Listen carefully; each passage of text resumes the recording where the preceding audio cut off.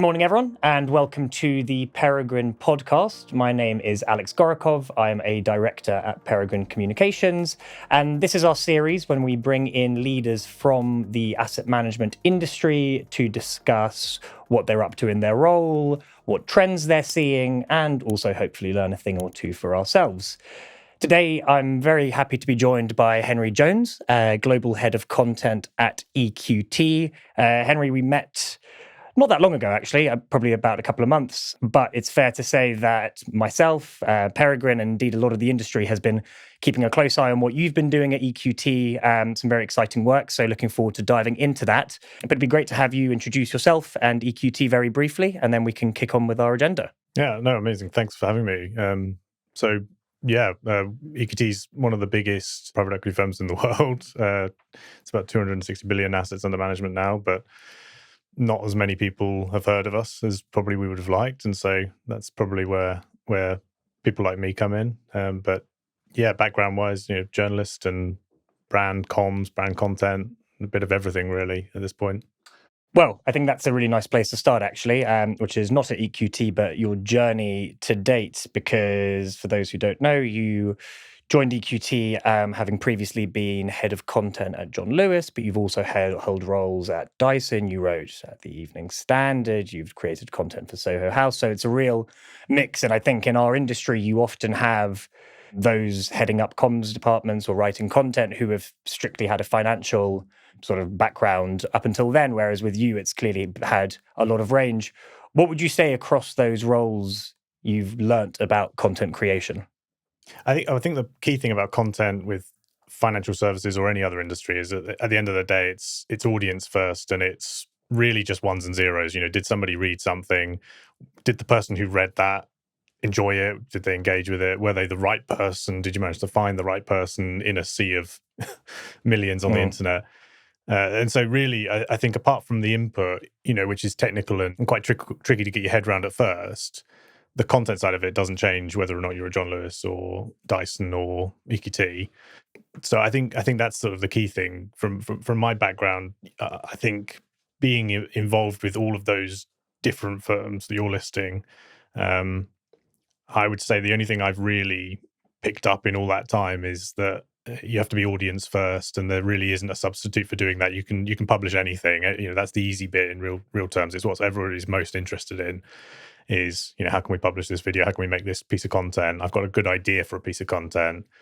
But at the end of the day, is it going to do anything? I think that if you haven't got that audience first mindset from day dot, you're really going to be struggling to sort of get the impact you need. And thinking about those roles that you've held, it's possibly fair to say that the audiences for some of those companies are much broader than the audiences you have in the financial services world.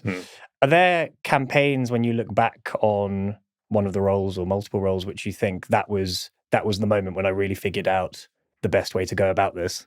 I don't think I've worked that out now.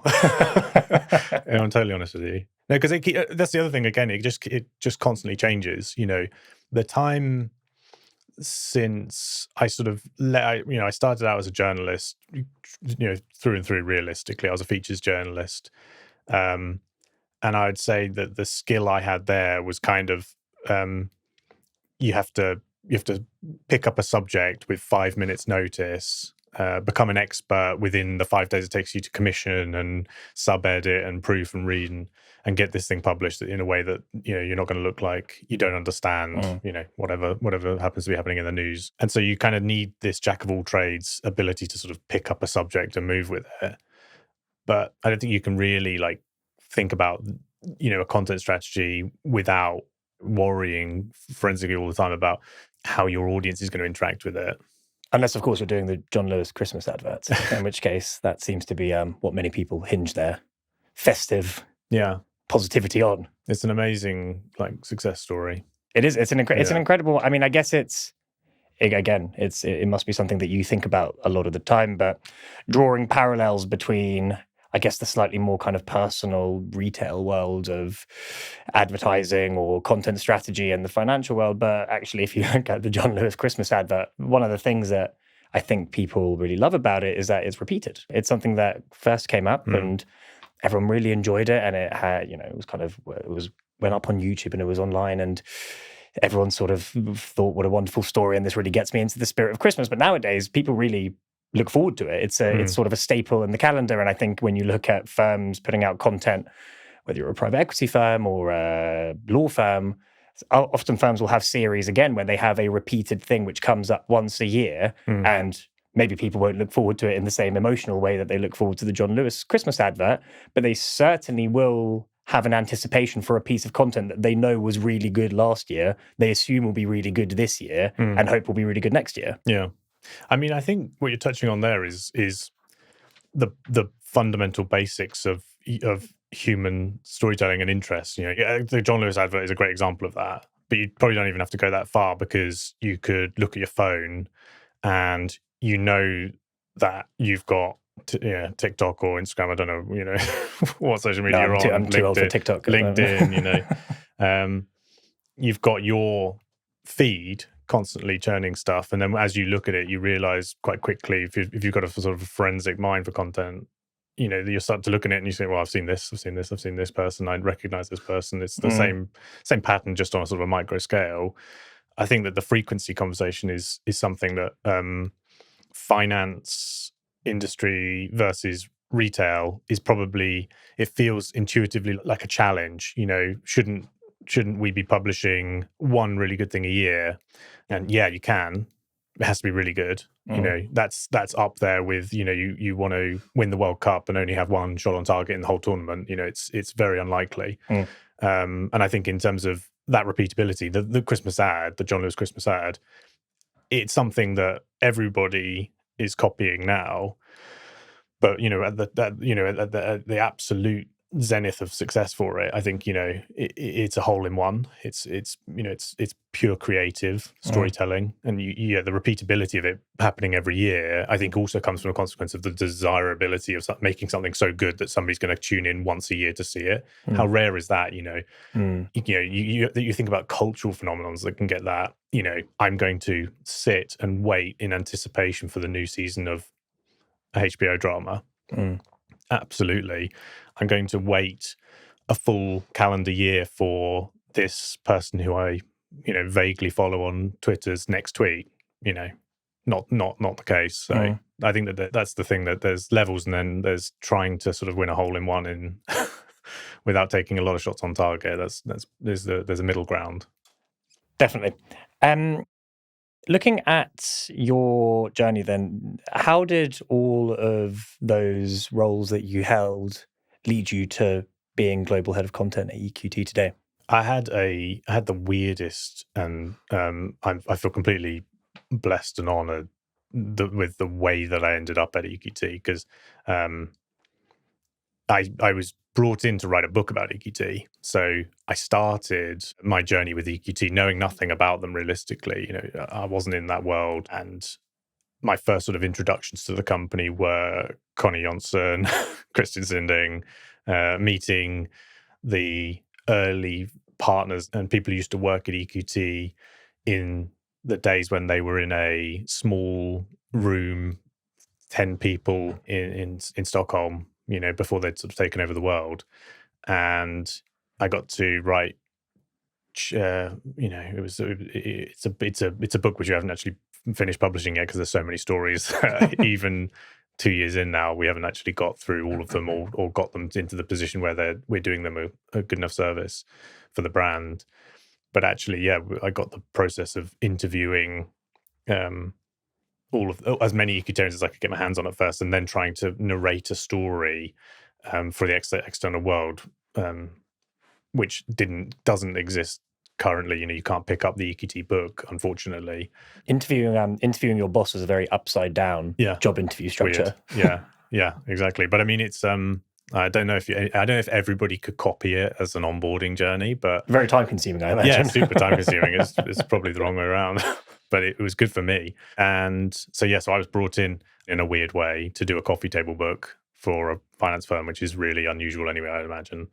And then I was very lucky to be working with the global head of comms, Ricardo Reyes, who again is someone who should have books written about them anyway. but we're working with him on his remit and plan at the time, and what EQT is still trying to do. Content I think has sort of become synonymous with lots of different words like brand and marketing, and branded content, and then editorial content. But I think in raw terms, EQT had a pretty simple problem to solve, which a lot of other firms, to my estimation, not being an expert in the industry, have as well, which is just sort of visibility in an audience. Do you have a big enough audience? A big audience is better than a small audience. So already there's sort of white space for us to grow there. We have good stories to tell. Can anybody find them easily? Do people know them intuitively? Do we have that brand salience? Then, from a step down from that, the biggest audience is not necessarily the best one. Are they relevant to us? A more relevant audience is better than a irrelevant, larger audience of the same ilk. And then at the bottom, engagement. Can we get people who are super fans of our content and our firm engaging with us on a repeatable basis?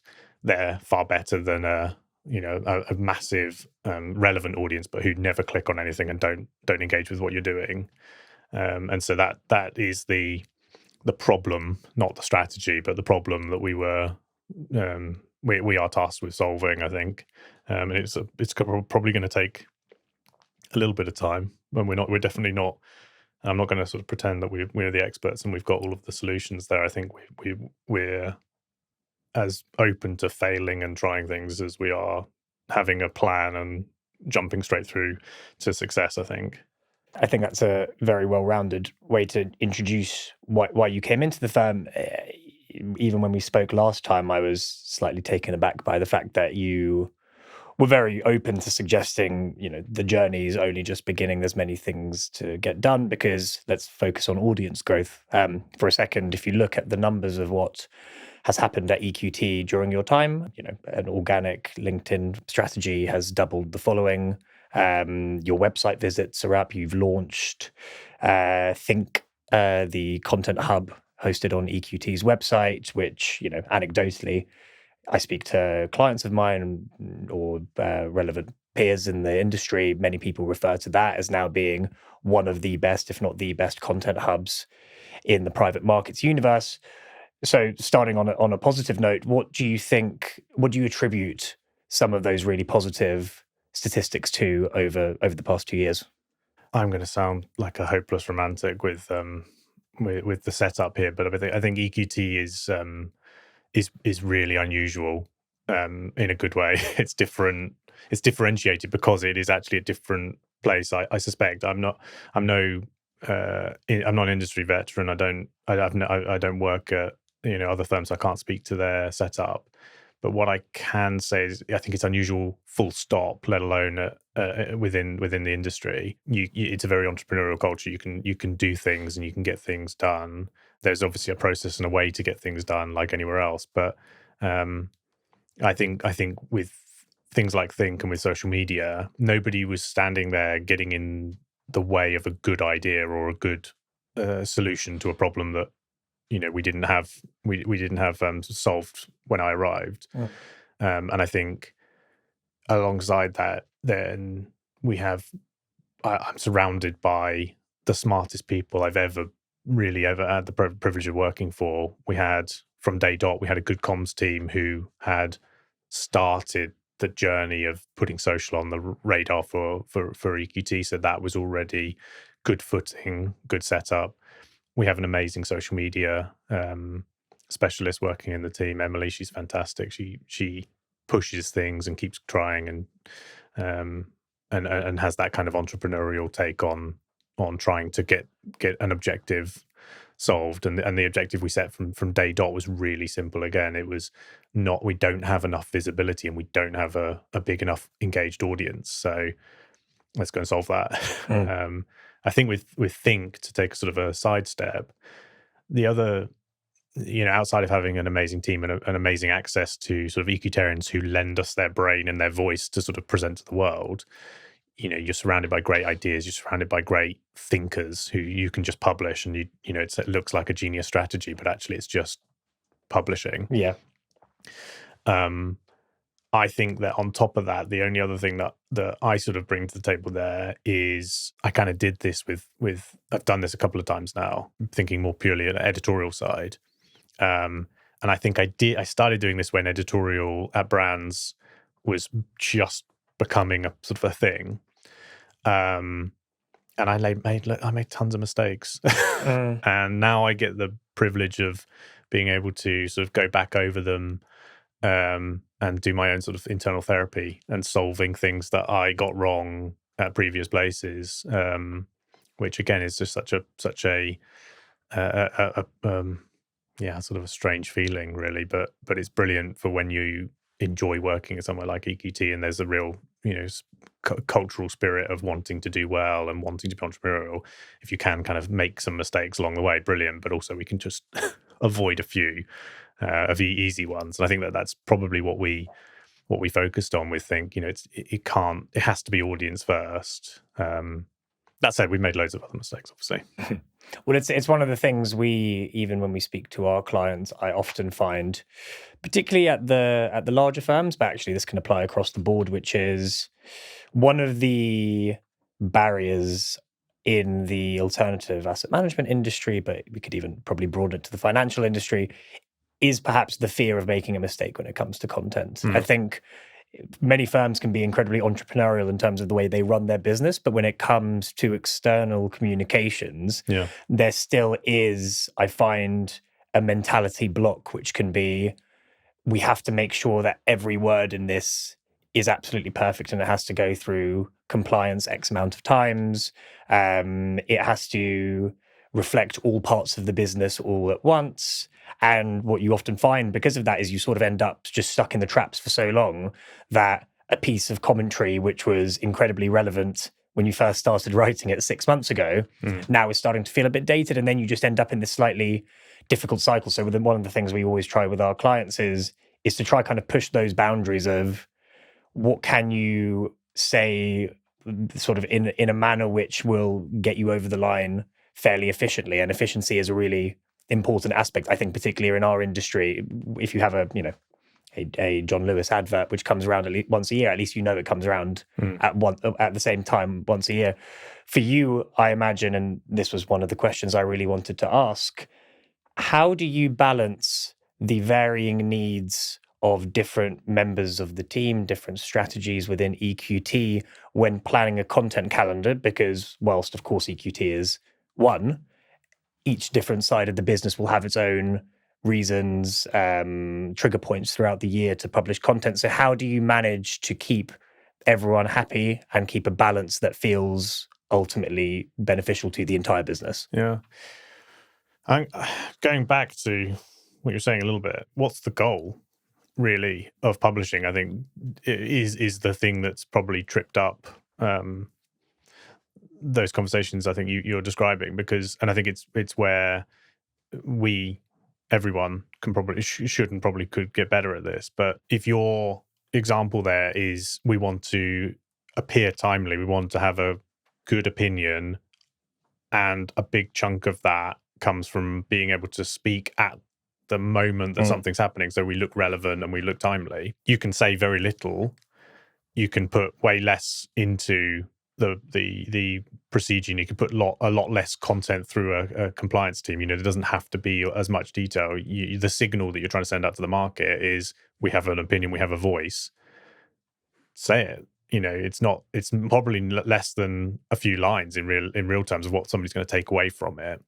And again, it's a signal, not necessarily a book that somebody takes home and reads and puts on their shelf. But I think that's probably the biggest challenge and discrepancy when you've got a misaligned strategy versus a publishing calendar that you need to fulfill. If your misaligned goals are tripping you up, you've got to go back to that. What problem are we actually trying to solve here? And I think with the business sectors and segments, the different parts of EQT that want to say different things. Obviously you've got CR and sales who want content that can help them tell a better EQT story to clients. You have lots of different needs around the business there from a content point of view. But I think you always need to have a top of the house strategy, a central aligned strategy that ties everything together from a content point of view, because the audience aren't segmented.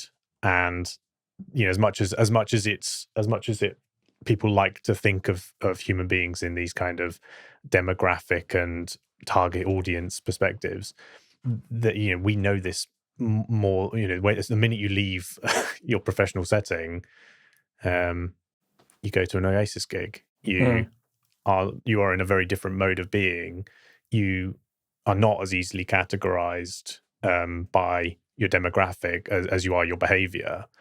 And if you put all of that focus on trying to signal and sell everything to everybody, or being too hyper targeted and trying to put a message to one specific person, I think that you will easily let the tail wag the dog, and you'll end up in exactly the situation you're describing. I think with a calendar, we're strategy first, not calendar first. And one of the things that I've pushed quite hard for with the team is that it would be a much better place to be if we had multiple publishing slots per day to cover a deal announcement that happens that catches everyone off guard for good reasons. That the obvious problem there, a corporate announcement that we need to make, the ongoing calendar of messaging that we want to land throughout the year. On top of all of that, how do we not build a conflict there? Definitely, but it's no bad thing to have 3 different opportunities to publish something to different people at different times during the day. I would argue. And that's not calendar management, I'd argue. It's more having good frameworks and flexibility for how you make a piece of content, regardless of time frame. It's really just being purposeful. If we have a big, the example you're using again with being timely, if we have something where we're trying to land a brand message, which is much more ethereal and much more about us as a firm and who we want customers to think of, how we want customers to think of us, that comes from frequency over 6 months, and it becomes from deepening a story in a long way. So again, in the example you gave, there's probably little elements of that where we want to land this message, or we want to seem like we are messaging on this particular topic, or we want to land this view of our brand that we are very well connected, or we're very intelligent. You probably have to do that in a different format, and you have to be able to split these 2 pieces of content and probably make more than you're comfortable with, rather than trying to make one piece do everything for everyone. But yeah, I think it definitely comes from a central strategy that branches off and then has to tie back, and it has to give the separate parts of the business the tools to storytell on their platform in a way which links back. It's interesting. When I spoke with Margarita Ferreira from McFarlane's last week, we spoke again about that challenge where when you have one centralized content channel, I compared it a little bit to giving a wedding speech, whereby you have a lot of different audiences, and you want to make sure that the father of the bride laughs, and so does the best man, and etc. And then I spoke with a friend about it, and he was like, "Yeah, that's kind of like your main." He works in branding, and he said that's sort of like your main ethereal brand. That's the wedding speech of content, but then the other bits are kind of like anecdotes you tell on the side to like a select group who a little bit better. When it comes to investors, how do you measure success in terms of the content that you target at them, and where do you see your content in their journey?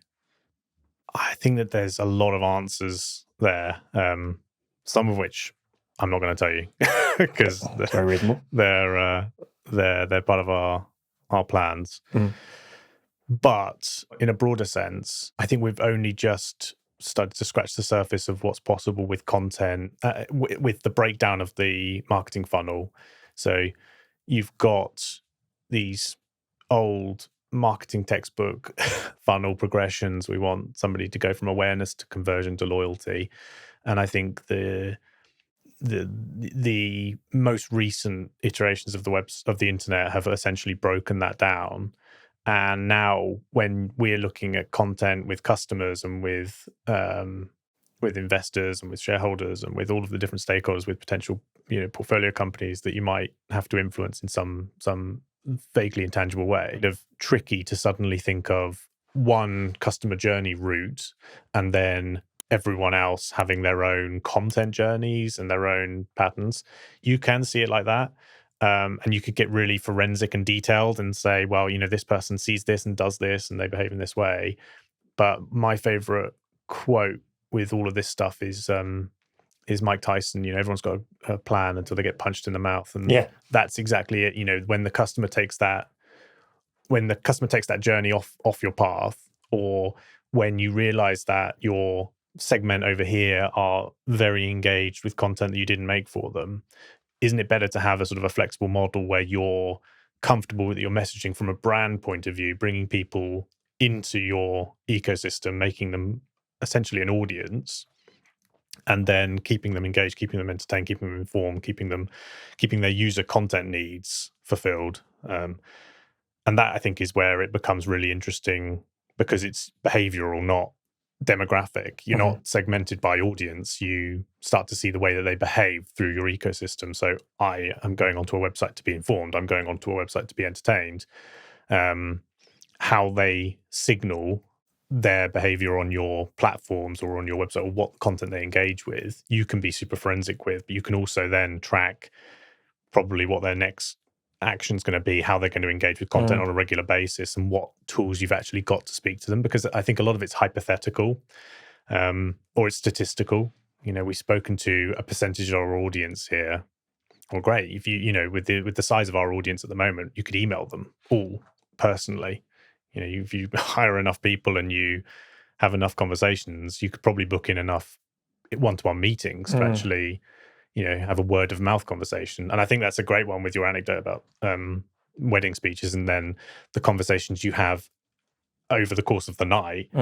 That is what that is what content does. That's how brand actually has to live nowadays. It's not just one big flashy John Lewis advert. It's every touch point representing something about your company and bringing you on a journey.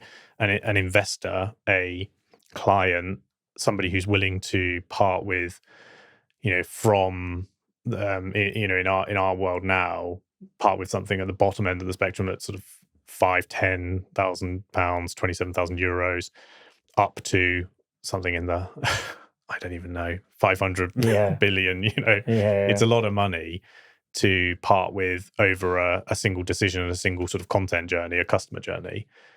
But that's why I think it's all the more important that we think about content as something which is your DNA presented to the world. If you can't have that ecosystem all set up where the institutional investor and the private wealth client would pull the same information from you, the same emotional storytelling feeling about your brand, then again, are you going down a sort of a transactional route? Are you at risk of trying to speak to two humans as though they're not the same biological story-led individuals at the end of the day? It's something I've laughed at a couple of times actually when I've read various kind of LinkedIn posts about it, but also just heard anecdotally in the industry when people keep talking about the sort of democratization, retailization trends in private markets, and you've got sort of people saying, oh, well, now's the time to make really engaging content that people want to read and find entertaining. And I always thought to myself, when was that ever not the objective? I think you raise a really, really good point here, which is sometimes, let's say, if a firm is targeting institutional investors, it's almost this assumption that if you're an institutional investor, you're happy to read, a 20-page white paper with no design, no infographics, nothing that comes to life, no video alongside it, because because they're a sophisticated investor type, they almost don't need those, and I'm going to put it in inverted commas because I don't agree with it, but those sort of gimmicks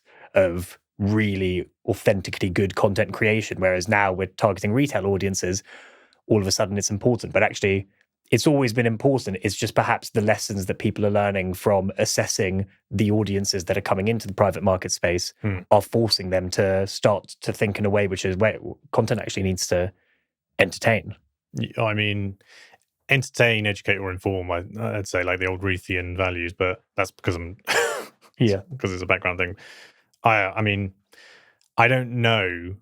I don't know the audience as well as I'd love to, but I am inclined to agree with big chunks of what you've said there, because for me, the sort of the adage, if you always do what you've always done, you'll always get what you've always gotten. And I think in this instance, maybe institutional investors are comfortable and happy to read that, and maybe there actually isn't a problem to solve there. And I think it would be arrogant for someone like me to come in and say, because works when you're buying socks or a car, it works when you're spending, £1 billion of a pensioner's money. Yeah. Multiple pensioners' money. You have a fiduciary. A very rich single pensioner. Or a single pensioner. Yeah, it could be. But I think about it in terms of, exactly that. So pensions and, even sovereign wealth funds, there is a huge responsibility on that person's shoulders. And I suspect that the documentation and the processes and the content, in inverted commas, if you want to call it that, I probably wouldn't call it content in that sense. But yeah, there's a sort of, I guess, when you're moving into more the investor relations materials, decks, things like that. I think, whilst we still believe at Peregrine that there's some progress that could be made in terms of the design of these things and the messaging, there is an expectation of how things should be laid out so that you can make the best decision on behalf of the 1 billion pool of pension fund money. Yeah. But when it comes to that, the content that sits outside, I think that's where there is such room for growth. Again, I guess it's all uncharted territory, I would argue, because private markets have been so private. I think so intentionally private by my sort of history understanding. So I'd argue that a lot of it's untested, and this is the great industry that brand marketing and content haven't really touched.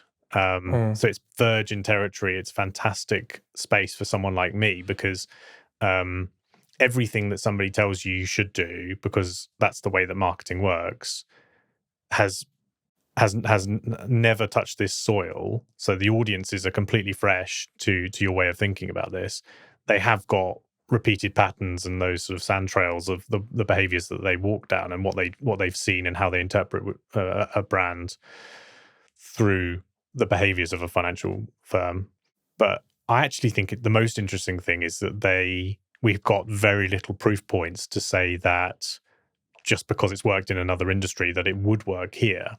Maybe, as a theory there, video content for those audiences does help, but maybe it has an unintended consequence of, I don't know, like landing a totally different brand story that has a counterintuitive effect on you 5 years from now.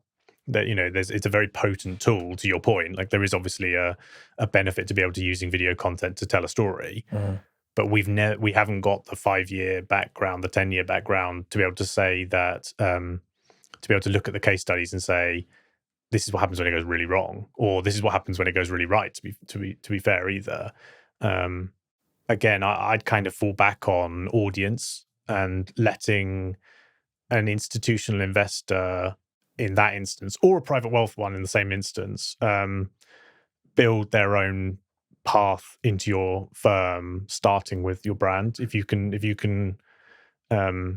exist and build a relationship with them from a content perspective, you can build a ecosystem of things that they find useful and interesting that aren't competing with. They're never going to be able to compete with, in the attention economy, with, at the one end of the spectrum, TikTok, which is going to take up, at worst, probably 5 hours of someone's day. You go down the spectrum to Netflix, 2 hours at the end of the day when you are, relaxing and watching TV with your partner. Then you go to the commute in when you listen to a podcast, this one. Hopefully. Exactly. And then you have the 5-10 hours you're at work where you are essentially in professional mode, and you, apart from people like me who are chronically online and browse content all day, and people probably walk past my desk and think, is he working or is he just on LinkedIn? But that chunk of your time, for most people, engaging in content feels a little bit like not working. And so, you're competing in terms of an attention economy with their spreadsheet or their PowerPoint presentation and their boss's Slack feed. Your share in their professional mode, when they turn up and sit at work and they put their work hat on, they tie up their tie, they're not thinking about content. They're not really even on the channel where you would distribute. You really are limited to a few methods of getting in front of them and getting their attention. And from that process alone, I would argue, your ability to influence them on that attention economy spectrum is way down here. If you only want to exist in that space, you've got plenty of opportunities to influence them over here. But that's not to say that that's going to be as impactful as you want if you're only interested in getting them to do one very specific professional action, like buy my thing. Yeah. I think that's probably the biggest expansion space for private markets, is how much of this space can you occupy to grow your overall presence and position within the wider world. How can you influence decisions? How can you be considered an influential partner, a positive partner, when you purchase a company, when you have a new prospective customer knocking on your door? Those are all things that exist in a way where somebody needs to like you and have a great gut feeling about you and your story. And all of this stuff down here is, like I say, it's very competitive. It's probably too niche to do anything on this end of the spectrum. And I think too much of the emphasis has been put over here because they have because they don't have that sense of the full attention economy, and just how much time people aren't spending on our stuff if we play in that chapter. And certainly, and also how much time, or rather what is the type of content they're looking at when they're not looking at your content. Because that's obviously been such a massive trend you've seen on LinkedIn in particular, and not to go back to video too much, but it's obviously such a hot topic. But I saw an ex-client of mine, Man Group, they were putting out videos about a year ago about some of their very, very advanced machine learning strategies, ones that I really struggle to wrap my head around myself. But they were recording the videos and uploading them to LinkedIn in a format which looked objectively like a TikTok video. But it was an absolute genius from their machine learning team discussing such a complex strategy. And I thought to myself when I saw it, I was like, that's cool. That's so cool that they've had the sort of presence of mind to think, well, we're going to speak about something which is really, really technical, which, to be honest, if you were to sort of blind select a type of content to explain machine learning, it would be that 20-page white paper, or probably 120-page, given the complexity of it. But they've decided to take something which is really, really complex, but put it in a format which, as you said earlier, really nicely, it's like, we leave work and we're all quite similar. We'll still scroll through Instagram Reels or whatever we're on. And so if our brains are used to being receptive to that type of content, why should we fundamentally change it when we move on to a subject which is more serious than watching like someone cook something on Mob or whatever it might be? And I loved that example from them, because that felt to me like being very in tune with what you're saying, which is like assessing the other 95% of the time of how people consume content. Yeah, and again, it's not to say that we should be on Netflix, making. But I mean, again, like the Private Markets documentary on Netflix, there's some fantastic stories to tell. EQT is full of stories, fantastic ones, and the biggest obstacle, if you see it that way, is probably not enough people know the good things about us, which is a great problem to have. But with I think that the biggest, how am I going to phrase this, when it comes to that accessibility versus technical spectrum, we did this as part of the content strategy in particular. We surveyed audiences looking at technical versus accessible, formal versus informal, and you try and place audiences on that spectrum. And I think the biggest misconception from people looking at content in the round in private markets or probably in more finance industry background, with exceptions obviously, is thinking that accessible makes you look stupid. Yes. And I think accessible makes you look smart because you have such a mastery of the subject that you can explain it in simple and an engaging way. But I think it's an Ogilvy quote, but there's no such thing as bad ideas, just bad copywriters. And I think that here, we're living in the world where a turn of phrase and a bit of decent copywriting could probably do a hell of a lot for a lot of that content. And I don't believe the thing that constantly comes back to me is that it's a compliance issue or a regulator's issue. I think that both of those teams or those infrastructure partners are there essentially to help make sure that you don't inadvertently mislead a consumer or an investor or a shareholder. Certainly. And I don't see that as a problem. I think if you can't do that within the rules, you're probably trying to say something wrong. Yeah. I suspect. Yeah. And I think in that, again, it goes back to that bigger point about accessibility versus technical. That's why I think so many people fall foul of trying to be funny, because I think it's a fairly well trodden proof for people who work in content. Funny is more engaging. It also comes with the risk of losing your dignity quicker than that's the chip that you're gambling with, I'd argue. You can be funny, but if you're wrong, if you're not funny, and companies really struggle to be funny, the thing you lose there is your dignity in the process. And that's why it's such a conflict for so many firms to want to step into accessible to the point of being entertaining. To your point about I need pure entertainment, I need Netflix, I need a TikTok feed. But that's not the only way to do it.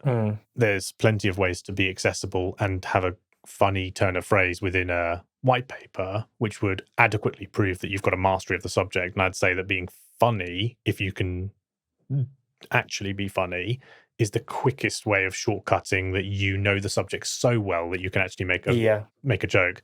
And you've got Apollo's annual reporting with memes dropped in, and again, I think there's stuff that Blackstone do which is very funny, and both of those are great examples that we're not in an industry without a sense of humor. We're not in an industry without a yearning for a more human storytelling capability. But I think it's just doing it right and doing it in an authentic way that really is the tricky thing. Yeah, I think when I think of journalists, for example, whose writing I enjoy the most, is those who, perhaps over a period of time, have built up so much trust from their audience that they are just really smart and know their subject area, that they can then write almost a silly piece about something, and you're like, but I love you doing this because I know you're really serious. I mean, that's why Blackstone, I think, could not just get away, but really benefit from their holiday video, because everyone knows Blackstone is as serious an institution as you can really find in financial services. And so therefore, in some ways, they kind of have the license to be able to do that. I wonder whether there's something to be said about you build up the trust of being experts first, and then you allow yourself the ability to then be a little bit more lighthearted. I think there's millions of ways into it. I think you can be, essentially you can't do the one without the other though. Correct. To that point. Yeah, it's not easy as well. That's the other thing. It's all very well hypothetically. Well, yeah, I've been trying to be funny for many years, and still I'm on the journey.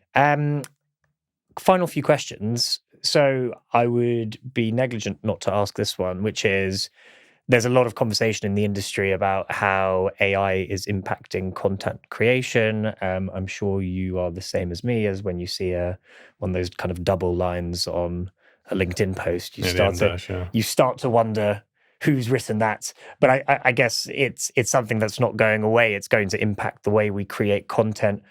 What are your views sort of with EQT, but also more broadly, of how that's going to impact, and how do you continue to stay sort of as relevant and standing out within that context?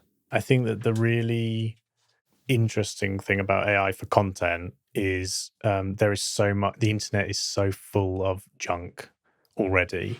And then if you stratify down from just up, the ocean plastic islands, floating rubbish islands in the middle of the ocean of junk, that's essentially the internet. There's tons of stuff on there that probably should have never been created by AI or people, whichever way you want to see it. But it's there, and somebody's made it, and somebody's using it. Below that, you've got things that's hyper niche, that's made for very specific people, which is good quality, but it's so small and so niche that you're looking at almost like a one-to-one on the on the internet. One person reading their own blog, not a bad thing, because I think there should be plenty of room for all of the different types and approaches. But that said, it's a very minimal audience. And then you've got things like you say, like I put the John Lewis Christmas ad in there, but you can accelerate that up to the Super Bowl live show and the season finale of Game of Thrones. You pick your poison, really. There's a lot of very visible stuff on the internet, and I think if you look in those patterns of what's very accessible and very well seen, niche not so seen but quite useful, probably needs to focus on being very authentic, and then Junk Island. Google's algorithm prioritizes the niche one-to-one in loads of ways, because your experience of the internet is personal, and you're looking for your answer, not to always just be serviced the most appealing thing on the internet, whatever happens to be, whatever a CEO of a startup is doing at a Coldplay concert. That said, that the niche content is easily transferred into the top of the pile content. The junk content always ends up in Junk Island. With AI, what I suspect will happen is the rules of content don't change, because humans don't really change. It's either interesting and amusing and entertaining and informative, or it's not. And when AI comes into the mix, you've basically flattened the playing field. Anybody with a good idea could make something very, very good very, very quickly with Gen AI. And you could also, and that thing could become an influencer at Wimbledon that everybody's talking about. It could become a musician that is completely AI procedurally generated. Lots of really cool things that you can make from your bedroom, but that's exactly the same as YouTube. Teenagers with a camera and an editing software manage to make multi-million-pound businesses just by having a cool idea and a nice way of behaving. That said, they could also, those same people, you or I, could also make a hell of a lot of junk very quickly as well. And I think it will just make bad content worse and good content better. So in most ways, I'd argue nothing really changes. It's probably just an accelerant, and that comes with the risk both ways, risk reward both ways. Yeah. Well, I think if there's one thing that's super clear, is it's that the landscape for content is going to get more crowded. There's just no way it won't. If it will be easier and easier to just get Gen AI to write an article, that means our LinkedIn feeds, until they do something fundamental about the algorithm, we'll see more articles, more videos, more posts going up. What would be your one piece of advice for a business, an individual, whichever way you want to interpret this, to continue to stand out when putting their content out into the world? I think it goes back to that point about, should you stand out? EQT is different, so it stands out. Even as basic as we have an orange logo in a sea of black and navy blue, yeah. and purples. So yeah. You standing out is a consequence of being different. My interpretation is that lots of places don't want to be different. Like, lots of people don't want to be different. And so instantaneously, I think that it's one of those weird quirks of marketing, like a sort of where you talk to people about marketing who aren't in marketing or aren't in brand, and they essentially talk about it like it's in Mad Men. That's their frame of reference for it, which is, exactly the way I will sound talking about something I'm not an expert in, to be completely fair to them. But it frames the problem in the wrong way, I would say, because standing out is obviously a problem if you've got a glut of content that's exactly the same as yours. But it misframes the problem, I guess. Do you really want to stand out from that sea of sameness purely for the sake of standing out, or do you have something that's true to your firm and true to your messaging?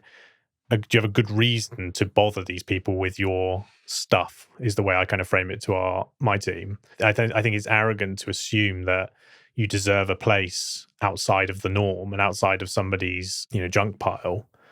You have to earn it, and you have to be interesting to earn it, or you have to have a value exchange. And I think that's the biggest thing that people struggle with is, I'm interesting. Hey, that's the data proves otherwise. So yeah, that's and it's a challenge. If you can't be interesting and you can't escape that boring premium, then you're going to have to find some way to tell people what you need to tell them to be able to hit your goals and objectives. And standing out doesn't have to be standing out. It just has to be people knowing what they need to know about you. If you've got the best performance on the street, people should know that. And that's not standing out in lots of ways, in lots of conventional ways, but it is standing out in a way that matters to the people who you really need to tell that to. So yeah, it's a tricky one. I think with the growth of content as well in that process, I think the other side of it again is less campaign and more always on, because you're standing out in some ways is a consequence there of frequency. So being in front of people enough to actually appear, because most people aren't and most people don't. You're not competing with your content calendar has 3 posts a day in it, and you think that people will see any of them, but the reality is most people won't see any of them, or if they do, they see one, and they'll get the third one reposted to them in 2 weeks' time if they're interested. So yeah, there's definitely a problem with frequency in that conversation alone. You can't just do one thing and hope that it's going to get you above the parapet, as it were. Definitely. Well, I think that's all for today, Henry. Thank you very much for joining. It's been a really interesting conversation. Certainly no boring premium in this room. Let's hope not. But really appreciate your time. Can't wait to see what you and EQT achieve in thanks for having us. Yeah, months and years to come. And thank you to everyone for tuning in. This podcast is available on LinkedIn, on Spotify, with snippets coming up over the next few weeks. So thank you very much, and look forward to hearing from you soon.